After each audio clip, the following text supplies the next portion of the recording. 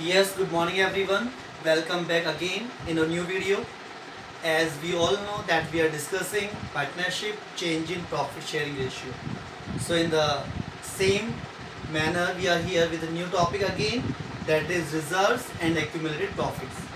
As in the last class we had completed that how the accounting treatment of goodwill is taken place while making journal entries of change in profit sharing ratio. So today we are here to see a new topic, that is reserves and accumulated profits. So how the reserves and accumulated profits are treated whenever partners decides to change their profit sharing ratio.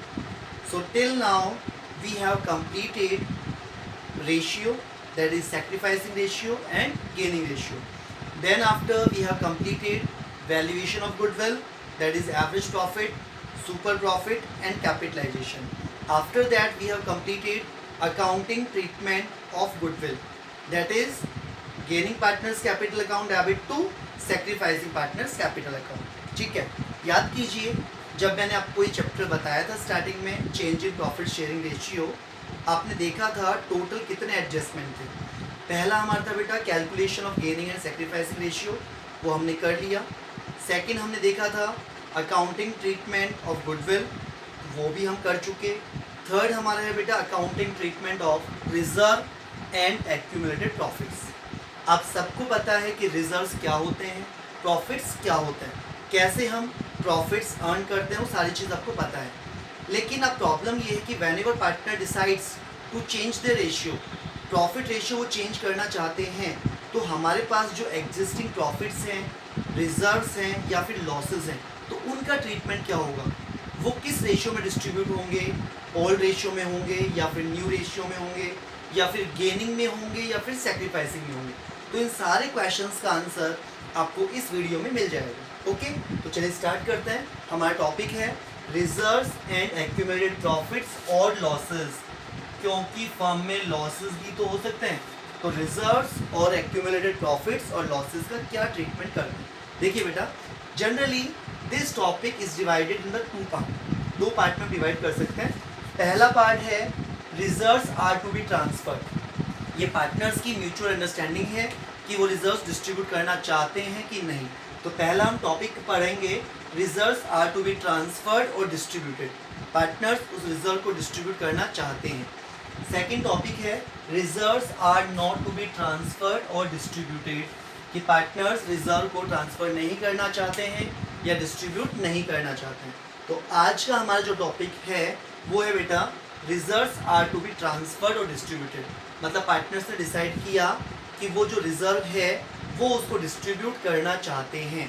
क्या entry होगी बेटा. अब आप मुझे एक बात बताइए, जो भी पार्टनर्स हैं फर्म में, अभी भी वही पार्टनर्स हैं रेशियो चेंज होने के बाद, और रेशियो चेंज होने से पहले भी वही पार्टनर्स हैं. केवल चेंज क्या हुआ है, चेंज हुआ है तो केवल उनका रेशियो चेंज हुआ है. तो पार्टनर्स ने डिसाइड किया कि हमें रेशियो चेंज करना है, तो वो जो रिजर्व और प्रॉफिट फर्म में है उसका क्या होगा. बेटा जब पार्टनर्स चाहते हैं कि रेशियो चेंज होगा और वो उस प्रॉफिट को फर्म से निकालना चाहते हैं, तो वेरी सिंपल, उस प्रॉफिट को हम उनके ओल्ड रेशियो में डिस्ट्रीब्यूट कर देंगे. क्यों?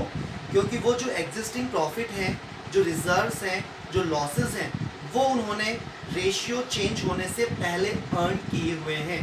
तो जब रेशियो अब चेंज हुआ है और वो प्रॉफिट्स रिजर्व पहले के हैं, तो उन रिजर्व प्रॉफिट्स को हम कौन से रेशियो में डिस्ट्रीब्यूट करेंगे, उनके ओल्ड रेशियो में करेंगे. क्लियर है. तो पहला है बेटा इसके अंदर प्रॉफिट डिस्ट्रीब्यूट करना. तो प्रॉफिट कैसे डिस्ट्रीब्यूट करेंगे, इसकी एंट्री आपको यहाँ लिखी हुई बेटा. अब आप सबको पता है कि प्रॉफिट्स एंड रिजर्व, जितने प्रॉफिट्स होते हैं उनका बैलेंस क्या होता है, ऑलवेज क्रेडिट. क्योंकि आपको रूल भी पता है, debit all the expenses and losses, credit all the incomes and gains and profits. तो जो भी प्रॉफिट्स होते हैं, गेन्स होते हैं, उनका बैलेंस हमेशा क्रेडिट होता है. तो एक बात बताइए, जब आपको पता है प्रॉफिट्स हमेशा क्रेडिट होते हैं, लेकिन उन प्रॉफिट्स को हमें अब किन में डिस्ट्रीब्यूट करना है, पार्टनर्स में डिस्ट्रीब्यूट करना है.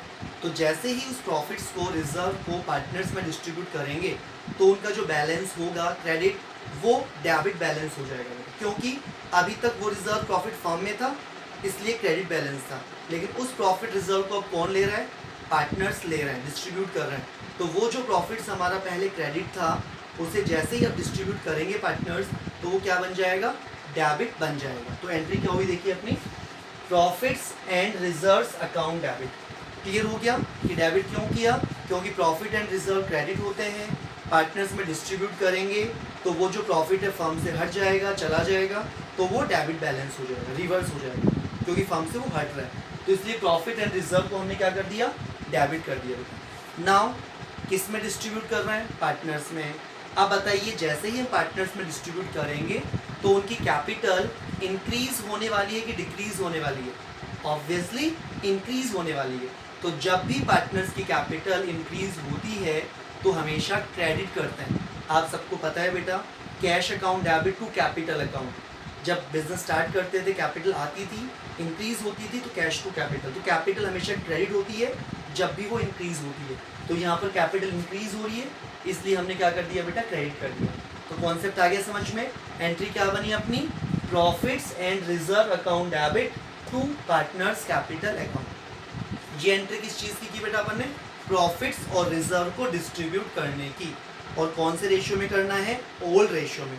क्यों, क्योंकि ये रिजर्व और प्रॉफिट रेशियो चेंज होने से पहले का है।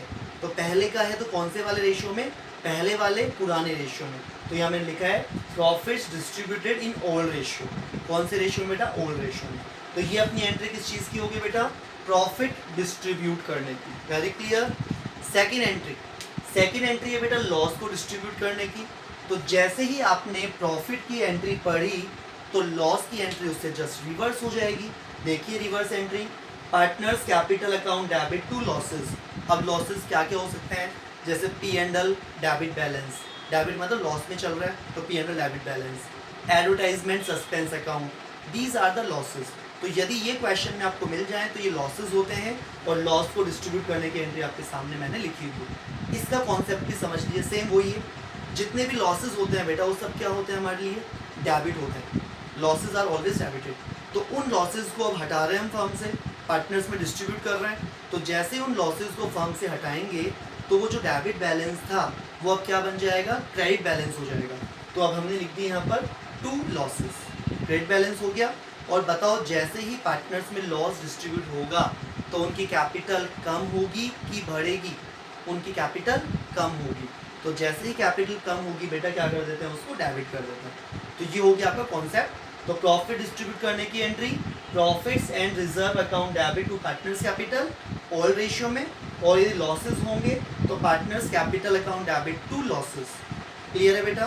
तो रिजर्व ट्रांसफ़र करना चाहते हैं, अभी हम ये पढ़ रहे हैं, रिजर्व ट्रांसफ़र कर रहे हैं, उसमें पहला प्रॉफिट डिस्ट्रीब्यूट करने की, दूसरी लॉसेस डिस्ट्रीब्यूट करने की। ये जो दो पॉइंट है, workmen compensation reserve, investment fluctuation reserve, ये पहले इनके क्वेश्चंस कर लेते हैं, उसके बाद में करेंगे। तो अभी हमने रिजर्व डिस्ट्रीब्यूट करने के दो पॉइंट पढ़े, how to distribute profits and how to distribute losses. तो पहले हम इन दोनों के क्वेश्चंस करते हैं, फिर आते हैं बेटा हम वर्कमैन कॉम्पनसेशन रिजर्व। चलिए देखते हैं प्रॉफिट डिस्ट्रीब्यूट कैसे करते हैं या लॉस डिस्ट्रीब्यूट कैसे करते हैं।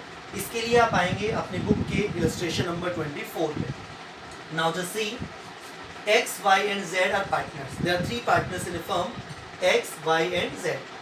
Their old ratio was 4:3:2. Old ratio given है आपको. Their new ratio is 1:1:1. नया रेशियो भी गिवन है, ठीक है। Now the balances of profits and losses are given to you. P and L credit मतलब प्रॉफिट है 1,20,000, एंट्री में बता चुका आपको। जनरल रिजर्व प्रॉफिट होता है 45,000। वर्क्समैन कॉम्पनसेशन रिजर्व प्रॉफिट होता है 60,000। Advertisement suspense debit balance, debit का मतलब ये क्या है, लॉस है। तो देखिए आपको टोटल 4 टर्म्स गिवन है। इन 4 टर्म्स में से पहली जो 3 टर्म है वो तो प्रॉफिट है, और जो एक लास्ट वाली टर्म है वो आपकी लॉस है बेटा। अभी मैंने आपको एंट्री बताई है, तो कैसे हम इन एंट्रीज को करेंगे ध्यान से देखेंगे। आंसर नंबर 24, पहली जर्नल एंट्री। देखिए हमारे पास प्रॉफिट्स कितने हैं, 3, P and L, general reserve, workmen compensation reserve. तो ये तीनों प्रॉफिट्स हैं, और प्रॉफिट्स हमेशा क्या होते हैं, क्रेडिट। तो इनको जब हम डिस्ट्रीब्यूट करेंगे तो क्या बन जाएंगे, ये डेबिट बन जाएंगे। तो इनको डेबिट करेंगे बेटा।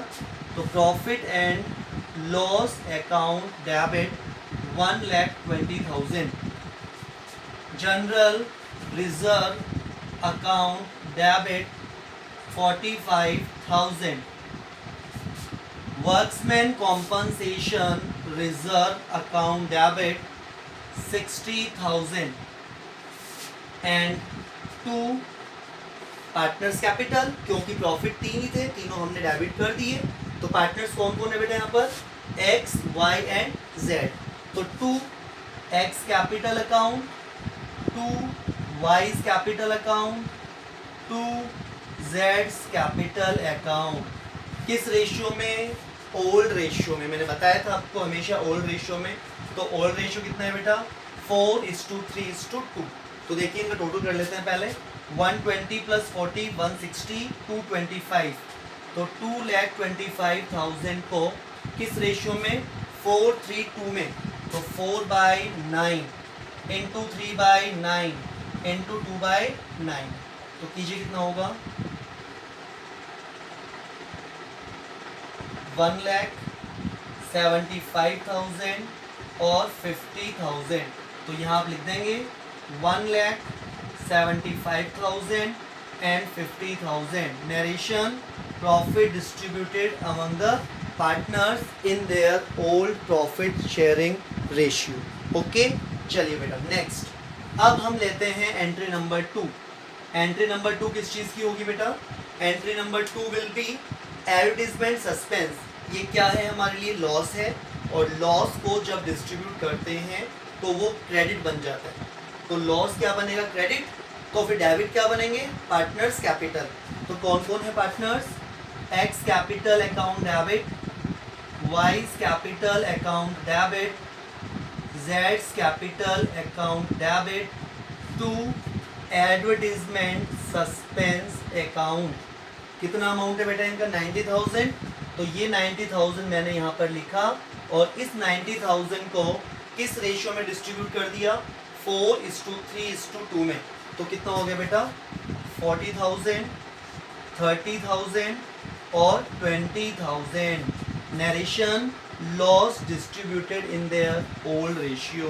तो ये आपका बेटा इलस्ट्रेशन नंबर 24 कंप्लीट। तो क्वेश्चन समझ में आ गया आपको? कॉन्सेप्ट समझ में आ गया? तो जब भी प्रॉफिट को डिस्ट्रीब्यूट करेंगे तो एंट्री होगी बेटा profits and reserve to partners capital, और लॉस को डिस्ट्रीब्यूट करेंगे तो partners capital to losses. Concept मैंने आपको बता दिया। Very simple, very clear to all of you. तो 24 completed. Now come to illustration number 25। 25 आप जब देखेंगे तो 25 में आपको मिलेगा सेम ही क्वेश्चन है बेटा। 25 इज द सेम क्वेश्चन। क्या चेंजेस है देखिए। 25 में देयर 3 पार्टनर्स, नेम आप देख लेना जो भी होंगे, मैंने शॉर्ट में लिखा है बी, के and D. Their old ratio is 1:1:1 and new ratio is 2:3:5। Old ratio given है, न्यू रेशियो गिवन है, ठीक है। कॉन्टिंजेंसी रिजर्व, तो रिजर्व है बेटा मतलब प्रॉफिट है। तो प्रॉफिट डिस्ट्रीब्यूट करने की एंट्री मैं आपको बता चुका।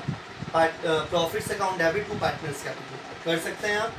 P&L डेबिट बैलेंस, तो बेटा ये लॉस है, लॉस के डिस्ट्रीब्यूट करने की एंट्री मैं आपको बता चुका। Partners capital to losses. Okay, तो ये प्रॉफिट आप डिस्ट्रीब्यूट कर सकते हैं, ये लॉस आप डिस्ट्रीब्यूट कर सकते हैं। Next, goodwill valued 3,60,000। बेटा इसमें आपको एक नई टर्म गुडविल गिवन है, और आपको पता है गुडविल की एंट्री हमने लास्ट टॉपिक में डिस्कस कर ली। तो गुडविल की एंट्री याद कीजिए क्या होती है?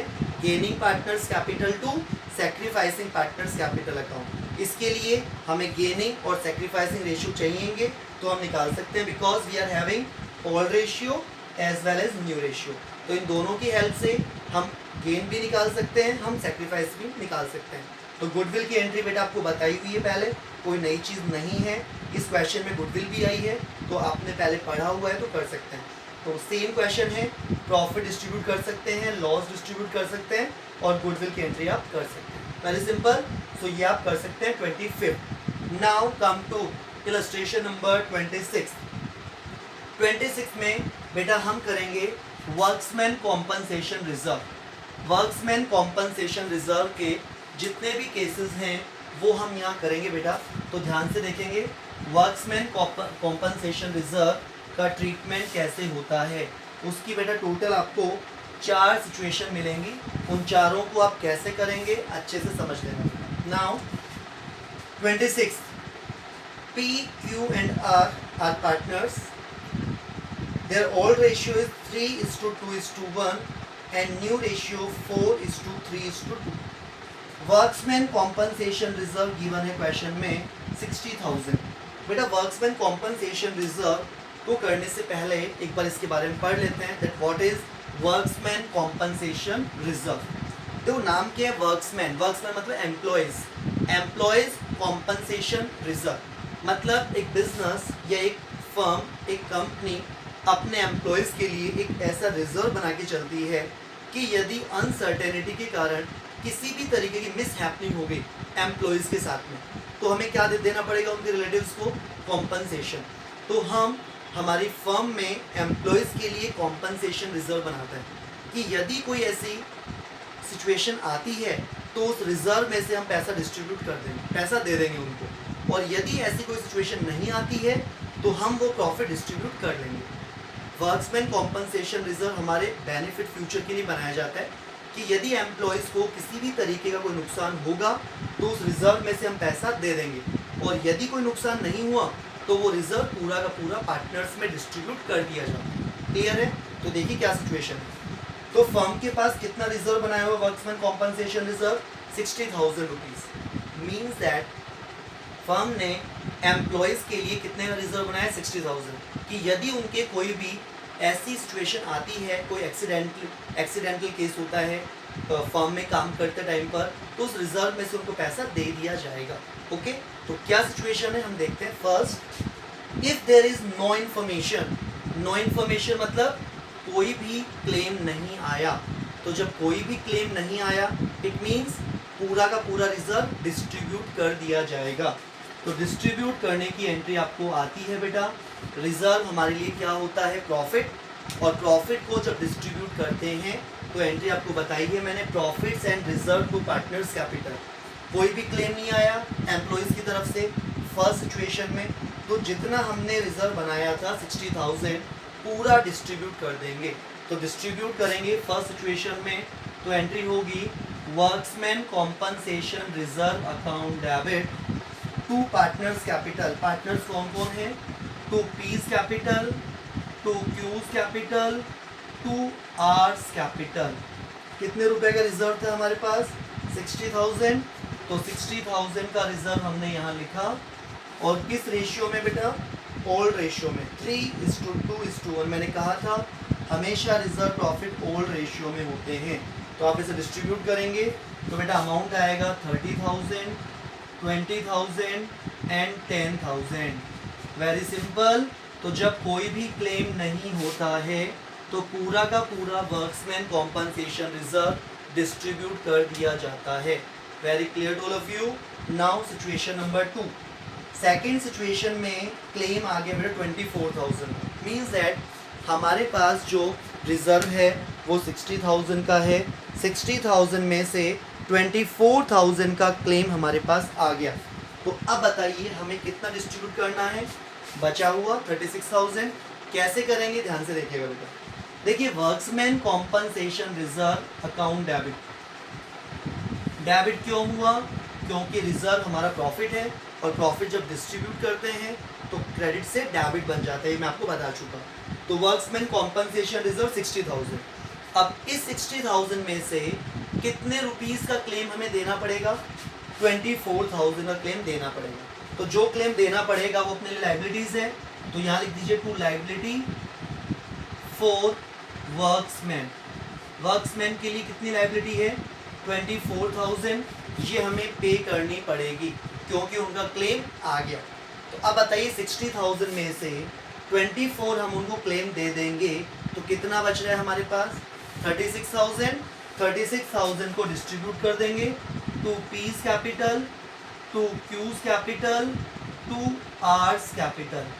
24,000 को किस रेशियो में, सॉरी 36,000 को, 60,000 रिजर्व था, 24,000 हमने उनको क्लेम का देना पड़ेगा।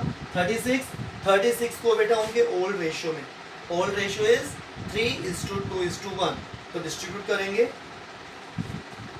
18,000, 12,000 एंड 6,000। फिर आप डिस्ट्रीब्यूट कर लेना 36,000 को इस रेशियो में, यही अमाउंट निकल के आएगा। ओके, तो चलिए ये आपका डिस्ट्रीब्यूट हो गया।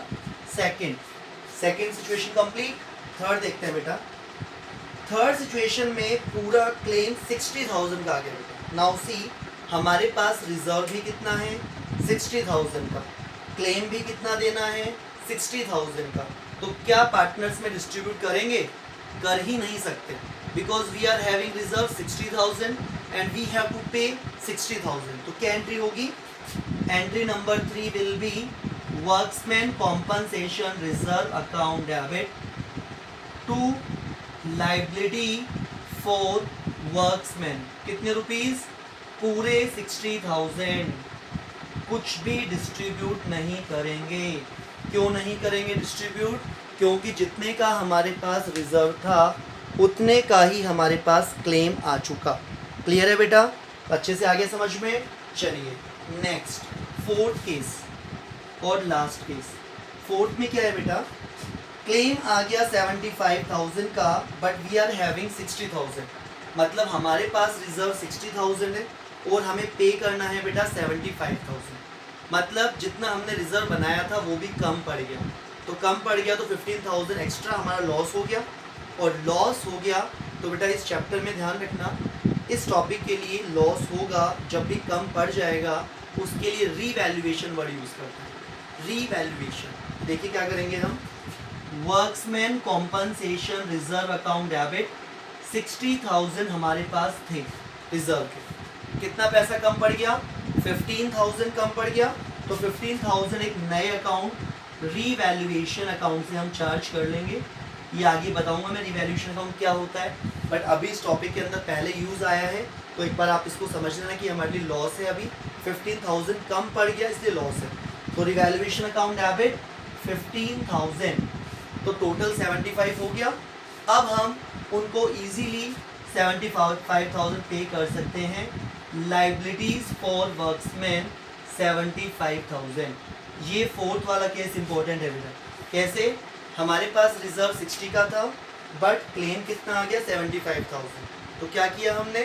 60,000 तो रिजर्व में से ले लिया और 15,000 हमें लॉस हो गया, और इस लॉस का नाम हमने क्या दिया? Revaluation account debit 15,000 to liabilities कितने रुपए की देनी है? 75,000। क्लियर है? अब इस फोर्थ एंट्री में एक एंट्री और करनी पड़ेगी। क्यों? देखिए बेटा, ये जो लॉस है, ये लॉस अल्टीमेटली पार्टनर्स में डिस्ट्रीब्यूट होता है। आपको पता है कि हम प्रॉफिट्स एंड रिजर्व डिस्ट्रीब्यूट कर रहे हैं, तो हमारे जो वर्क्समैन कॉम्पनसेशन रिजर्व हैं अलग अलग सिचुएशन के अकॉर्डिंग हमें डिस्ट्रीब्यूट कर दी। लेकिन यहाँ पर एक नई टर्म जनरेट हुई रिवैल्यूएशन, तो इस अकाउंट को हमें क्लोज करना पड़ेगा। और जो ये लॉस है, ये लॉस कौन भुगतेगा? पार्टनर्स भुगतेंगे। तो इस लॉस को डिस्ट्रीब्यूट करने की एंट्री भी हमें करनी पड़ेगी। तो वो एंट्री क्या होगी बेटा? इसी के आगे मैं यहाँ लिख देता हूँ। देखिए ये लॉस है, तो लॉस को डिस्ट्रीब्यूट करेंगे तो क्या बन जाएगा? ये क्रेडिट। और कौन डिस्ट्रीब्यूट, किस में डिस्ट्रीब्यूट कर रहे हैं? पार्टनर्स में। तो उनकी कैपिटल क्या हो जाएगी बेटा? डेबिट। तो एंट्री क्या होगी बेटा?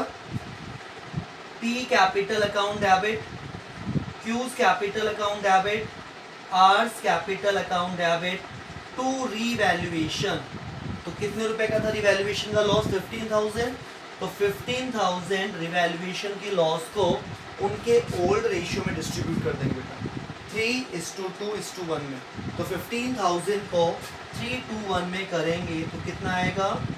3/6 7,500, 2/6 5,000 और 2,500। ओके बेटा, तो ये आपका हो गया वर्क्समैन कॉम्पनसेशन रिजर्व।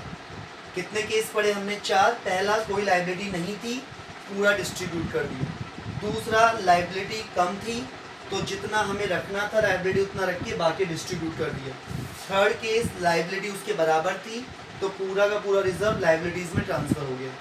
फोर्थ में लाइबिलिटीज़ ज़्यादा थी तो हमने लॉस से ले लिया, 15,000 लॉस हो गया और उस लॉस को फिर पार्टनर्स में हमने डिस्ट्रीब्यूट भी कर दिया। ओके बेटा, तो ये हो गया बेटा अपना वर्क्समैन कॉम्पनसेशन रिजर्व कंप्लीट। हमने आज प्रॉफिट डिस्ट्रीब्यूट करना सीखा, लॉस डिस्ट्रीब्यूट करना सीखा, वर्क्समैन कॉम्पनसेशन रिजर्व के 4 सिचुएशंस हमने देख लिए। ओके, और हमारे एक क्वेश्चन में गुडविल आया था तो गुडविल आपने लास्ट क्लास में देख लिया था, तो वही एंट्री आप यहाँ कर सकते हैं। तो आज आपका बेटा इलस्ट्रेशन 24 हो गया, इलस्ट्रेशन 25 हो गया, इलस्ट्रेशन नंबर 26 हो गया, इलस्ट्रेशन नंबर 27 सेम ऐसे ही हैं जो अभी मैंने आपको बताए हैं, कुछ भी नया नहीं है। यदि ये आपको समझ में आ गए तो 27 भी आप कर सकते हैं। ओके बेटा, तो आज की आपकी क्लास यहीं तक कंप्लीट होती है। वर्क्समैन कॉम्पनसेशन रिजर्व तक, इन्वेस्टमेंट फ्लक्चुएशन रिजर्व और reserves are not to be transferred, ये हम नेक्स्ट क्लास में डिस्कस करेंगे। तो अभी आपको यहाँ तक देखना है, समझना है, और कल का आपका होमवर्क है 24, 25, 26 एंड 27। ये आपका होमवर्क है बेटा, 4 क्वेश्चंस आपको करने हैं। इसके अंदर आपका यहाँ तक का पार्ट कंप्लीट होगा। ओके, तो आई होप आपको ये क्लास समझ में आई होगी। कोई भी डाउट्स हो तो आप मुझसे पूछ सकते हैं बेटा कॉल करके। ओके, तो आज हम इतना ही लेते हैं। Thank you very much, stay safe, stay home.